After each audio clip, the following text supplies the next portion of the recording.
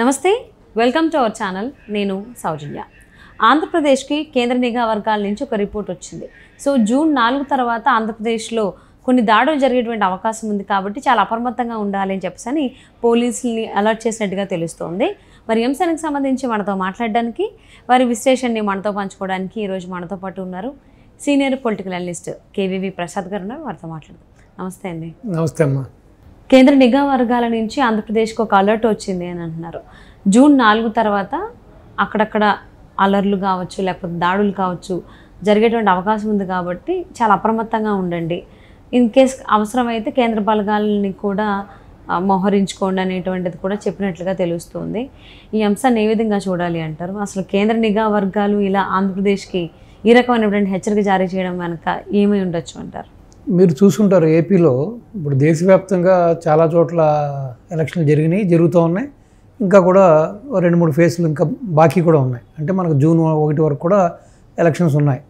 So ఇంతవరకు దేశంలో కూడా ఎక్కడా జరగనటువంటి దాడులు, ఎక్కడా జరిగినటువంటి గొడవలు మన ఒక్క ఏపీలో మాత్రమే జరిగినాయి. ఇప్పుడు పక్క రాష్ట్రం చూశారు, తెలంగాణలో చాలా శాంతిపూర్వకమైన వాతావరణంలో ఎలక్షన్ జరిగింది. సో ఇటు కర్ణాటక కానీ, ఇటు తమిళనాడు కానీ, ఇటు కేరళ కానీ ఎక్కడ కూడా మీకు అసలు ఎటువంటి చిన్న ఇన్సిడెంట్ కూడా లేదు. బట్ ఆంధ్రాలో దీనికి భిన్నంగా ఇది చూశారు మీరు. ఎలక్షన్ రోజు గొడవలు, ఎలక్షన్ అయిన తర్వాత గొడవలు. సాధారణంగా ఎలక్షన్ రోజున గొడవలు ఉండడానికి కొన్ని కారణం ఏంటంటే, బికాజ్ మనకి కొన్ని ఏరియాలు నక్సలైట్ ప్రభావితమైన ప్రాంతాలు కొన్ని ఉన్నాయి. ప్లస్ కొన్ని నక్సల్స్, కొన్ని ఈ ఫ్యాక్షనిస్ట్కి సంబంధించిన కొన్ని ఏరియాలు ఉన్నాయి కాబట్టి సో సాధారణంగా ఇరు వర్గాల మధ్య, ఆ పార్టీల మధ్య, కార్యకర్తల మధ్య కూడా ఆ మూమెంట్లో కాస్త ఉద్రిక్తమైన వాతావరణం ఏర్పడడం అనేది సహజం. కానీ దీనికి భిన్నంగా ఎలక్షన్ అయిన తర్వాత కూడా విపరీతంగా గొడవలు మీరు చూశారు. వైజాగ్లో కూడా ఏదో టీడీపీకి అనుకూలంగా ఓటేశారని ఒక కుటుంబాన్ని ఏ విధంగా బుర్రలంతా పగలగొట్టారో చూశారు. అదేవిధంగా తాడిపత్రి సంఘటన కానీ, ఇటు మాచర్ల సంఘటన కానీ, ఈ విధంగా రాష్ట్రంలో ఇటు గన్నవరంలో కానీ ఎక్కడ చూసినా కూడా సంఘటనలు జరుగుతున్నాయి. సో ఇది కేవలం ఈ యొక్క టీడీపీ కూటమి ఏదైతే బీజేపీ, జనసేన ఈ కూటమి, ఎన్డీఏ కూటమి ఉందో ఇది అడ్వాంటేజ్లో ఉందని, వీళ్ళు గెలవబోతున్నారని, ప్లస్ ఆ ఓటింగ్ సర్లీ అది చూస్తే ఉదయం 6 గంటల నుంచి లైన్లో వారు బారులు తీరు ప్లస్ నైట్ 12-1 గంట వరకు ఎలక్షన్ జరగడం కూడా. సో కావాలని చెప్పే ఒక వైసీపీకి సంబంధించిన అగ్రనాయకత్వం కానీ, అధిష్టానం కానీ ఈ యొక్క ఎక్కడెక్కడైతే టీడీపీ బలంగా ఉందో, ఎక్కడెక్కడైతే టీడీపీకి ఓటింగ్ సర్లీ అనుకూలంగా ఉందో అక్కడంతా కూడా ఈ గొడవలు చేయమని వాళ్ళే ప్రోత్సహించారని, దాని మూలంగానే ఇంత హింస జరిగిందని, ఇంత హింస ప్రేరేపింపబడిందని కూడా మనకి చాలా మంది చెబుతున్నారు. అది నిజం కూడా. సో ఇది కాకుండా జూన్ 4 నుంచి కూడా, జూన్ 4 తర్వాత రిజల్ట్ వచ్చిన తర్వాత కూడా ఈ విధంగా ఏదైతే ఈ ఓటమి చెందిన వాళ్ళు, పరాజయం పొందిన నాయకులు కానీ, వీళ్ళందరూ కూడా, ఈ యొక్క కార్యకర్తలు కానీ, వీళ్ళందరూ కూడా అక్కడ పెద్దగా హింస, ప్రజలు వెళ్ళే ప్రాబ్లం ఉందని, గొడవ జరుగుతుందని, గొడవలు జరగబోతున్నాయని కేంద్ర నిఘా వర్గాల ద్వారా ఇక్కడ మనకున్న పోలీస్ వ్యవస్థని హెచ్చరించడం జరిగింది. సో మీరు చాలా అప్రమత్తంగా ఉండాలని, సో జూన్ 19 వరకు కూడా మీరు చాలా అప్రమత్తంగా ఉండాలి. ఎక్కడైతే సెన్సిటివ్ ఏరియాస్ ఉన్నాయో ఆ సెన్సిటివ్ ఏరియాలో కూడా మీరు ఇంకా ఎక్స్ట్రా ఫోర్స్ని డిప్లాయ్ చేసి జాగ్రత్తగా ఉండాలి. సపోజ్ మీ ఫోర్స్ సరిపోదనుకుంటే, మీరు కంట్రోల్ చేయలేదు, మిమ్మల్ని మించి గొడవలు జరుగుతాయని అనుమానం ఉన్న చోట, బాగా సెన్సిటివ్ ఏరియాస్ ఏమన్నా అక్కడ అవసరమైతే మీరు కేంద్ర బలగాల సహకారం కూడా తీసుకుని వాళ్ళను కూడా అదనంగా అక్కడ డిప్లాయ్ చేసి ఈ పరిస్థితులను చక్కదిద్దుకోవాలని చెప్పి కూడా హెచ్చరించడం జరిగింది.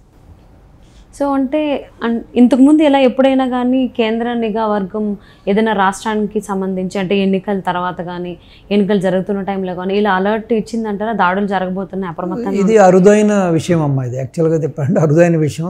దరిద్రం ఏంటంటే ఏదో చిన్న ఎక్కడైనా చెదురుమదురు సంఘటనలు తప్పి ఇప్పుడు ఇన్ని చోట్ల దేశవ్యాప్తంగా ఎలక్షన్ జరుగుతూనే ఉంది ఇంకా. కానీ ఈ ఒక్క మన ఆంధ్రాలోనే ఈ యొక్క పరిస్థితికి కారణం ఏంటంటే, గత 5 ఏళ్ళుగా చూసాం మనం ఈ వైసీపీ ప్రభుత్వం చేసిన దాడులు, దాష్టికాలు, దౌర్జన్యాలు, ఈ హింస, ఇదంతా కూడా కేవలం ఏంటంటే యథా రాజా తథా ప్రజ అన్నట్టుగా ఇక్కడున్న నాయకులు వాళ్ళ యొక్క వైఖరి అసలు ఎంతో పీస్ఫుల్గా ఎలక్షన్ జరిగే వంటి వాతావరణం ఉన్న కూడా ఈ విధంగా గొడవలు జరుగుతున్నాయంటే కూడా ఇప్పుడు ఈవెన్ మీకు వెస్ట్ ఈస్ట్ ఇటు విజయనగరం ఇటు వైజాగ్ ఇటు శ్రీకాకుళం ఇటు చిత్తూరు ఇటు ఈవెన్ బాబు గారి యొక్క కాన్స్టిట్యున్సీ ఏదైతే ఉందో అక్కడ కూడా నారావారిపల్లి కూడా అక్కడ కూడా మీకు ఆ కుప్పం ఒక ఏరియాలో కూడా ఎన్ని అసలు శాంతి కాముకాలు ప్రజలు వాళ్ళ పనులు చేసుకుంటారు. ఈ గొడవలకి కొట్లాట్లకి గూండాలకి రోడ్డు అటువంటిది ప్రతి చోట కూడా అక్కడ ఒక చోటని కాదు, ఇటు మీరు చెప్పినట్టుగా అటు శ్రీకాకుళం నుంచి ఇటు చిత్తూరు వరకు కూడా అసలు గొడవలంటూ తెలియని ప్రాంతాలను కూడా వీళ్ళు ఒక ఘర్షణ పూరితమైన వాతావరణం జరిగేలాగా గొడవలు పడేగా కొట్లాటలు కొట్టుకునేలాగా రౌడీజం ఒకళ్ళు చంపుకునే విధంగా కూడా వీళ్ళు చేసిన డెవలప్మెంట్ ఇదే. 5 ఏళ్ళలో చేశాము, 131 సార్లు బటన్ నొక్కాను, నాకు ఓట్లేయండి అని ఈ సీఎం అడుగుతున్నాడు కదా. కానీ ఇతను చేసిన ఘనకార్యం ఏంటంటే అసలు సమస్య పోయిన ఫ్యాక్సినిజాన్ని, సమస్య పోయిన రౌడీజాన్ని, గొడవలన్నీ కూడా సద్దుమణిగి ఎవరి బతుకులు వాళ్ళు బతుకుతుంటే మళ్ళీ ప్రేరేపించి లేనిపోయిన కులాల మధ్య మతాల మధ్య చిచ్చులు పెట్టి వర్గాల మధ్య గొడవలు పెట్టి లేనిపోయిన సమస్యలు సృష్టిస్తున్నారు ఈ వైసీపీ వాళ్ళు.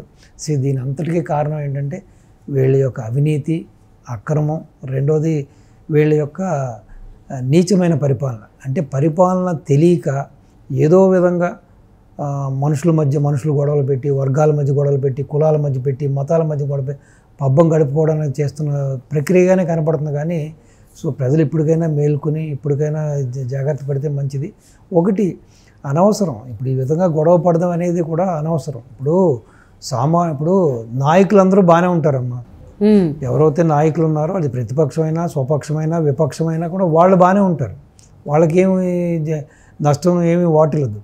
కానీ ఈ కార్యకర్తలు ఈ ప్రజలు కూడా సమన్వయం పాటించాలి. లేకపోతే ఏంటంటే రేపొద్దున ఆస్తి నష్టం, ప్రాణ నష్టం, రెండోది కేసులు అవుతాయి కోర్టుల చుట్టూ పోలీస్ స్టేషన్ల చుట్టూ అనవసరంగా ధన వ్యయం, టైం వేస్ట్, వీళ్ళ కాలం అంతా కూడా వ్యాపారం చేసుకోవడానికి ఉండదు, వాళ్ళ ఉద్యోగం చేసుకోవడానికి ఉండదు, వాళ్ళ పొలం పనులు చేసుకోవడానికి ఉండదు, ఈ పోలీస్ స్టేషన్ చుట్టూ కోర్టుల చుట్టూ తిరుగుతుంది. కాబట్టి నేను కూడా అపీల్ చేసేది ఏంటంటే వీళ్ళందరికీ కూడా ఈ గొడవలకు దూరంగా ఉండండి, ఈ క్షణిక ఆవేశాలకి కొంచెం దూరంగా ఉండండి, గొడవలు పడద్దు.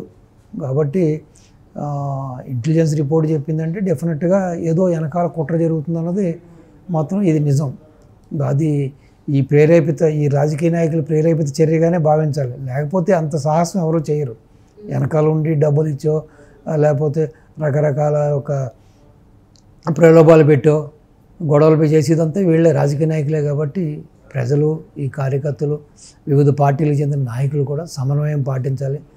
ఎలక్షన్ వచ్చిందంటే ఆ మూమెంట్ 5 ఏళ్ళకోసారి అది ఆ ప్రక్రియ అయిపోగానే మళ్ళీ అన్నదమ్ముల్లా కలిసి ఉండాలి. ఇప్పుడు ఒక విలేజ్లో ఉన్నప్పుడు లేదా ఒక ఇంటి పక్కన ఒకళ్ళు ఉన్నప్పుడు ఇటువంటి ఘర్షణకు దిగడం మంచిది కాదు. ఇప్పుడు మనిషి అనేవాడు సంఘజీవి. రేపు పొద్దున ఒకళ్ళ సహకారం ఒకళ్ళతోటే మన మనుగడ ఉంటుంది. కాబట్టి ఈ విధంగా కక్షలు కార్పణ్యాలతో జీవితాలను పాడు చేసుకుని, ఆస్తులు పాడు చేసుకుని, ప్రాణాలు పోగొట్టు చేసుకుని, లేకపోతే అంగవైకల్యం పొంది ఇవన్నీ కూడా వేస్ట్. కాబట్టి రాజకీయ నాయకులు ఎప్పుడు కూడా ఎలక్షన్ అయిపోయిన తర్వాత వాళ్ళు బాయిగానే ఉంటారు. వాళ్ళకి మీరు చూస్తే చాలామంది రాజకీయ నాయకులకి వాళ్ళకి పెళ్ళిళ్ళు సంబంధాలు ఉంటాయి. వీళ్ళ అమ్మాయిని వాళ్ళకి ఇస్తారు, వాళ్ళ అబ్బాయిని వీళ్ళకి ఇస్తారు. ఏ పార్టీలో ఉన్నా కూడా వాళ్ళ మధ్యన కొన్ని రిలేషన్స్ ఉంటాయి, వ్యాపార సంబంధాలు ఉంటాయి. కాబట్టి ఎప్పుడు కూడా సామాన్యులు, ఈ కార్యకర్తలే సమిధులవుతూ ఉంటారు. కాబట్టి ఎటువంటి ప్రలోభాలకి లొంగకుండా వీళ్ళంతా సమన్వయం పాటించాలని, హ్యాపీగా ఉండాలని నేను మీ ద్వారా వాళ్ళకి తెలియపరుస్తున్నాను. కేంద్ర నిఘా వర్గాలే కేంద్ర బలగాలను కావాలంటే తీసుకొచ్చి పెట్టుకోండి అని చెప్పేసి అని ఏపీ పోలీసులకు చెప్పడం అనేది కొంచెం ఆలోచించాల్సి వచ్చిందని. ఎందుకంటే పోలింగ్ రోజు కావచ్చు, పోలింగ్ ముందు కూడా ఎలాంటి సంఘటనలు, దాడులు జరిగే చూసాము. జూన్ తర్వాత మళ్ళీ అవి పునరావృతం కాకుండా ఉండాలని చెప్పేసి ఆశిద్దామండి.